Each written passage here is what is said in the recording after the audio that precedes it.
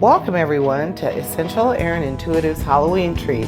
I'm going to use a novelty deck based on one of my all-time favorite TV shows, Supernatural. I realize not everyone is familiar with it, so I'll do my best to give a quick bio on the featured characters as I go.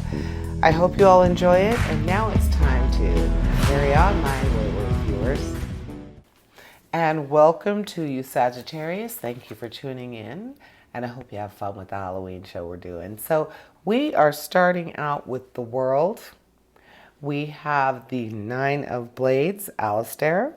We have the 10 of Pentagrams featuring Lisa Braden and her son Ben, Dean's squeeze. We have the 7 of Pentacles, Arthur Catch, British Men of Letters. We have the 5 of Bones, Zachariah. And then we have Abaddon, who is the Knight of Blades. So when we look at the world, this is saying that things are coming full circle. And so for the Winchesters, their world is the open road, the many adventures, and the path that creates their destiny. So for you, Sagittarius, it looks like with the world at your feet, with the world in front of you, what would you do with it? So what is your drive? What makes you tick? What do you want to do? The world is saying that it is open to you. So I would say that this is giving you carte blanche to really try some new things. Really branch out and see what makes your heart sing, what makes you feel purposeful. Because we know with the Winchesters, when they're out on the road and they're taking care of a case, that is their life. I mean, literally, they live to kill monsters. They live to have these crazy supernatural experiences, and that's what keeps them going.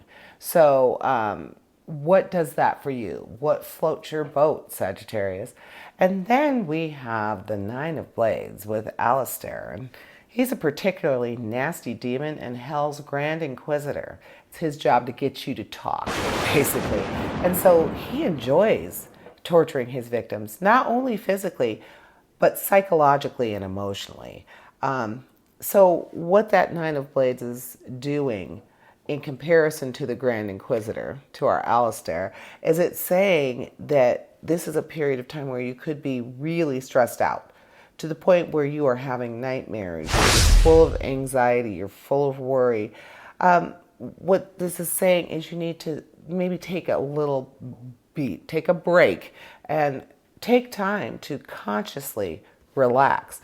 Really make yourself do the deep breathing exercises, things like that. So perhaps you are at a point in your life right now, Sagittarius, where you're wondering, what would I like to be doing? What does make me happy? Because you're also having that stressful period. You're going through some stuff right now.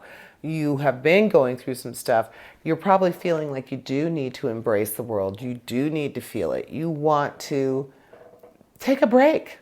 And so Alistair is saying that if you don't, you could have a break. You need to really understand how much you really do. So take a break from your normal routine and maybe figure out what would make your heart sing, what would make you feel like you are purposeful.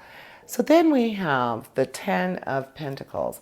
And so though he loves her, Dean Winchester is madly in love with our Lisa here and would love nothing more than have Ben as his son. And if you remember that, the couple of episodes actually, but the first episode that they were featured in, Ben was like a little tiny Dean. We were all sure that was his kid. So in the cosmic scheme of things, Lisa and Ben probably would have been his family if he hadn't chose the hunting life.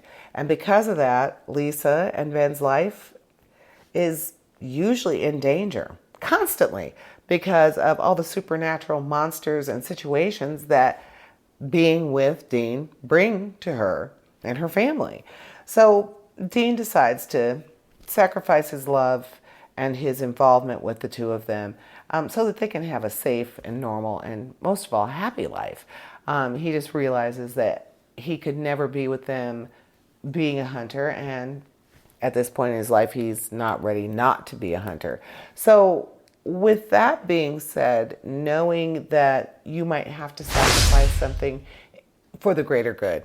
I hate that expression, but yes, for the greater good.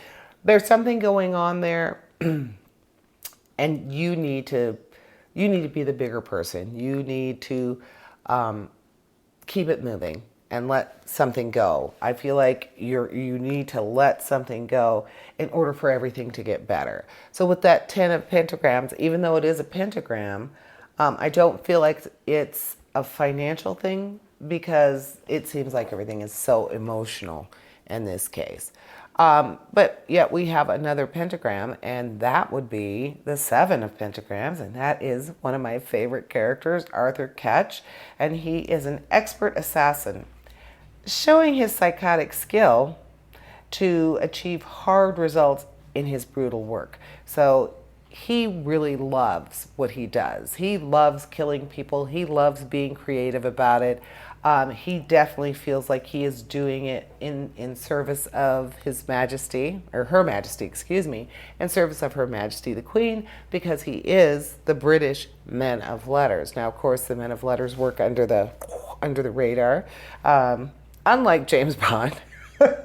Who is James Bond everywhere. But anyway, Ketch is our James Bond in the supernatural world. He's awesome. But he's so meticulous, and he's so good at what he does, that he even plans his own death, down to the letter. He figures out how he's going to go out, because it's time for him to go out, and he actually wanted to go out like a hero. So what I feel the 7 of pentagrams is talking about is not to focus on getting instant results, or being quick to say this is the answer, or this is what's going to be going on or happening, but remembering the long game and setting yourself up for success. So you already know most of the time where you want to be, or you have in your mind's eye what equates to success for you. So in this case, you can manifest your own, manifest what you want, manifest your desires. So Ketch is reminding you of that. You can manifest your own desires, and it takes some hard work, but if you want to be the best, you got to work hard. Then we have lovely Zachariah, the 5 of bones, and boy, not a nice man. So he is responsible for convincing Dean to permit Michael, the Archangel Michael, to use him as the vessel for the big fight with Lucifer. But Dean constantly says no and gives him opposition all the time. So he succumbs to his manipulative nature, and he feels like the ends justify the means no matter what he does. It gets very brutal. He is an angel, so he does have a lot of power. He does torture Dean. It's really odd to think of the angels torturing just like the demons torture, but the angels definitely in supernatural have a temper, and they don't like to be messed with. So when Dean constantly fights him, Dean is a human being, and these particular angels are not all that fond of humans, so that really bugs him, gets in his craw. So what that 5 of bones is reminding you of is you have to be aware of what you're doing to get the means to an end. You can't have that type of attitude, and it also represents conflict and unrest and just lots of tension that is really hard to get rid of. So you have to kind of reel it back in and get that feeling in check. You need to understand that you can't just do what you want because you think it's going to end up in the right way. There are limitations. So just remember that. And then we have the Knight of Blades, Abaddon. And Abaddon is an aggressive, sadistic knight of hell. And she actually leads an uprising against Crowley, who she lovingly refers to as the salesman, when she realizes that he's taken over hell. He's the new king of hell, almost self-proclaimed, really frosts her cookies. So she actually organizes an uprising, and she gives him hell, so to speak. So that That Knight of Blades kind of represents the impulsive character who just steps in and takes action when others are kind of, oh, I don't know what we should do. I don't know what we should do. Well, she does. You do. And something that has been sticking in your craw, something you do not agree with, and you feel like it's time to take a stand, well, you need to finally take that stand. Stop stalling and get it done. And that is what I am seeing for you this week, Sagittarius. Happy Halloween!